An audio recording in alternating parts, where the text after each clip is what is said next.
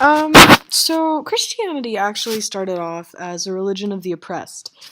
Christians were persecuted by the Romans until eventually it just stopped. Not just because of Constantine and his Edict of Milan, although that was certainly a huge part of it, but also because the Roman soldiers just eventually realized that Christians were so dedicated to their faith, volunteering to jump into pits of lions to demonstrate their belief in God. Um, that the witch hunt just eventually petered out, or at least lost a little bit of its steam. However, when Christianity became the official religion of the Roman Empire, that's when it really changed into the religion of the powerful. That's when they really started having control and becoming more widespread. And throughout the ages, especially in the Middle Ages, Christianity would become a means of would sorry Christianity would become a means for nobles and for higher ups to be able to control the masses of peasants or commoners or farmers. And during the times of fiefs and serfs, in which poor farmers would live on the lands of lords in exchange for their labor, their hard work, as well as a little bit of rent, they would have to pay a tax to the local church, 10% of their annual wages, which was a tithe.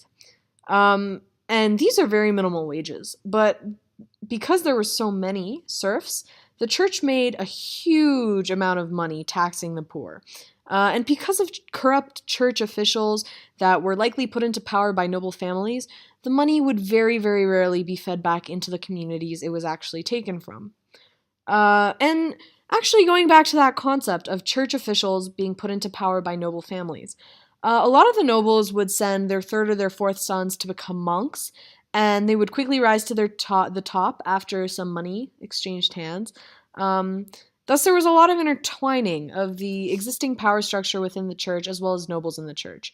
Um, the church always influenced policies or laws, and the nobles used their connections within the church, like friends or partners or children, to push their own agendas, perpetuating the cycle of corruption and just unholy, ironically as that sounds, unholy dealings. And so finally, we can see how social conflict applies to Christianity in the entire reaction that the Catholic Church had to the scientific revolution. Great minds like Galileo or Copernicus had their books banned, and Galileo was persecuted, as Copernicus surely would have been had he not died shortly after publishing.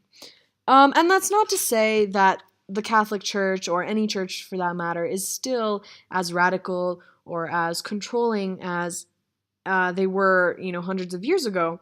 But a lot of that is owed to the fact that simply not all institutions last forever. And um, the Catholic Church definitely had a lot of scandals, or people lost faith when, especially after the Black Plague, when the church really couldn't do anything. They couldn't perform miracles. People were dying by the hundreds of thousands. And so there was a lot of loss of faith in the church itself. But definitely in the years of its prime, it controlled all of Europe. And it's definitely gotten a lot less influential or directly controlling of countries' governments and such because of um, the separation of church and state that most westernized countries have kind of that approach they've taken. However, um, it still does have a lot of influence. Country officials still meet with the Pope. They still invite him. They still want him to endorse their reign or their position in office just because it has sway over so many people. And that's really what social conflict is all about. It's people are able to use religion to control the masses. So even if it's not necessarily done in a harmful way today, or as harmful as it was in the past, it's still definitely happening.